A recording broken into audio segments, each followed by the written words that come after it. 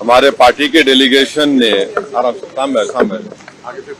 हमारे पार्टी के डेलीगेशन ने आज चीफ इलेक्शन कमिश्नर साहब से मुलाकात की। हमारा पहला उनसे पॉइंट ये था कि ये SIR जो हो रहा है पॉलिटिकल पार्टी से कंसल्टेशन नहीं किया गया और हमने उनको अपने रिप्रेजेंटेशन में ये बताया है। एक एग्जाम्पल दिया है, देहरी विधानसभा का 2212 नंबर है उसका, रोहतास डिस्ट्रिक्ट में, वहां पर जून 2025 तक भी लोगों के नाम ऐड हो रहे थे, डिलीशन हो रहा था। तो ये जो फैसला ECI ने, इलेक्शन कमीशन ने लिया, वो जून में लिया, तो इसका तो कोई जिक्र भी नहीं है क्यों लिया। और फिर सिर्फ चंद दिनों में आपने कह दिया कि इतने करोड़ लोगों के नाम आने चाहिए। फिर हमने इस CEC को बताया कि आखिर कोई सेपरेट मैकेनिज्म आप क्यों नहीं क्रिएट करते। जैसा अभी हमारे विधायक ने कहा कि कई ऐसे लोग बिहार के जो माइग्रेंट लेबरर्स हैं, देश के कोने कोने में काम कर रहे हैं, अब उनका राइट तो वायलेशन हो जाएगा। आर्टिकल 19 के तहत तो उनको एम्प्लॉयमेंट के लिए निकले हैं, अब उनके नाम के इंक्लूजन के लिए क्या स्पेशल मैकेनिज्म होगा। दूसरा ये है कि ये BLOs की ट्रेनिंग नहीं हुई और उसकी एग्जाम्पल ये है कि आपको कोई भी उनकी हैंडबुक नहीं मिलेगी। जो भी ट्रेनिंग होती है BLOs की, उसकी हैंडबुक मिलनी चाहिए और मिलती है, वो अब की बार नहीं मिली गई है। हमने उनको ये भी बताया है कि बिहार में डॉक्यूमेंट्री प्रूफ का तो जिक्र अख्तरुल ईमान साहब ने आपके सामने कर दिया।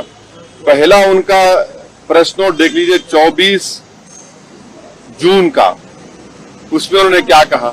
फिर उसको उन्होंने अमेंड किया 30 जून को, कहा कि 4.93 करोड़ वोटर आएंगे। अब 6 जुलाई का नोटिफिकेशन देके कह रहे हैं कि आप नाम डाल दीजिए, डॉक्यूमेंट्स बाद में दीजिए। तो ये जो इस तरीके से इलेक्शन कमीशन जो एक्सरसाइज कर रहा है, ये हमारी नजर में it reeks of administrative mala fide, suffers from non application of mind. और हमने CEC साहब को कहा कि आप 2024 के जो इलेक्शन को, उसको आप क्वालिफाइंग लिस्ट क्यों नहीं मानते। भाई 24 में तो हमने वोट दिया, अब 25 में आप कह रहे हैं कोई डॉक्यूमेंट दो। तो ये हमने उनसे पूछा और हमने उनको बताया कि आपने 2024 में जो वोट डालने दिया, आप 25 में डॉक्यूमेंट पूछ रहे हैं, तो ये तो 2 क्लास ऑफ वोटर्स आपने क्रिएट कर दिया, जो आर्टिकल 14 का वायलेशन है। आप कोई रीजनेबल जस्टिफिकेशन नहीं दे पा रहे हैं।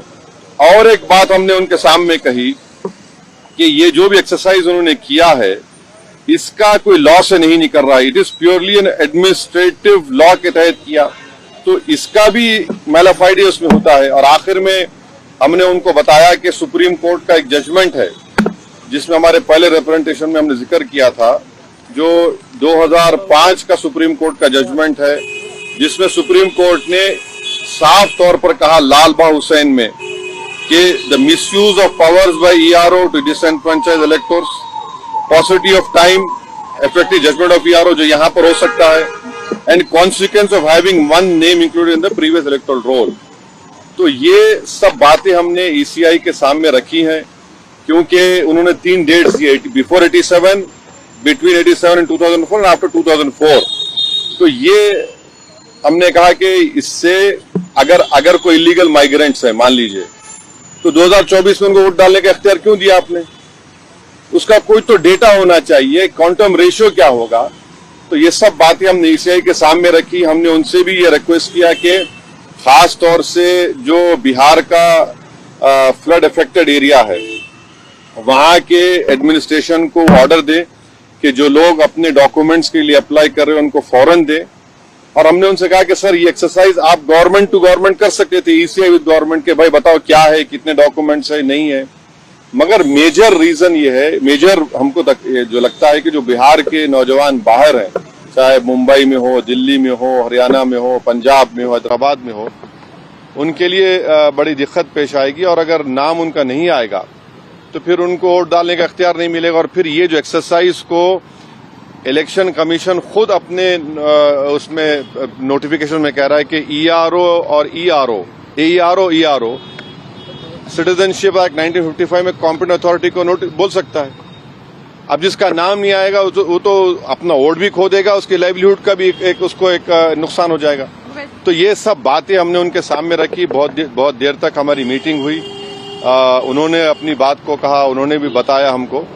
अब ये हमारी आज की मीटिंग की ये वो माने मोटा मोटा ये जो हुआ। राजनीतिक पार्टियां हैं बिहार में, जो विपक्षी पार्टियां हैं, एक के बाद एक पहले मैडम को। विपक्षी पार्टियां जो दूसरी है वो सुप्रीम कोर्ट पहुंच गई है इसी मुद्दे को लेकर। कह रहे कि एसआईआर जो है वो कहीं न कहीं इस वजह से भी किया जा रहा है ताकि बीजेपी को फायदा हो सके। वहाँ सुप्रीम कोर्ट ने नोटिस इशू किया 10 तारीख के लिए। अब हमारी पार्टी में भी हम बैठ के बात करेंगे और इस पर क्या फैसला लेंगे, मगर हमारा एक ही है कि आप इतने कम टाइम में एक्सरसाइज कैसे कर पाएंगे। बहुत टाइम कम है।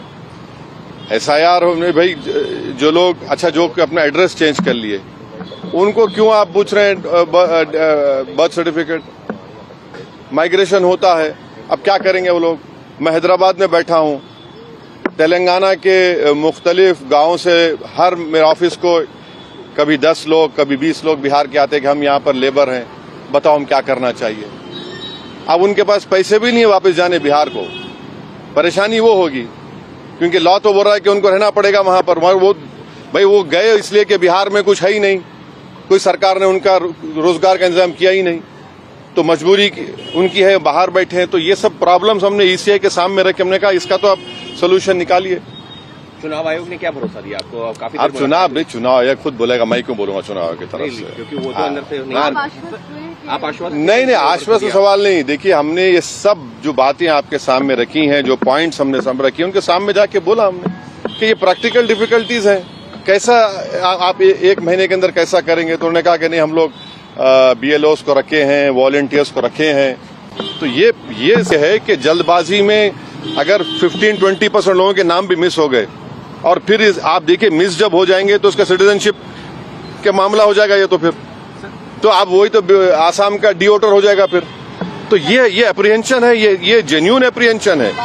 सर बिहार में कानून व्यवस्था को लेकर बांग्लादेशी रोहिंग्याओं को निकालने के लिए एसआईआर है। अरे देखिए फिर 2024 में किसको वोट डालने दिया आपने? 24 में आपने वोट दिया, मैंने वोट डाला बिहार में। हमारा देखिए एक सिनारियो विजुअलाइज करिए आप लोग।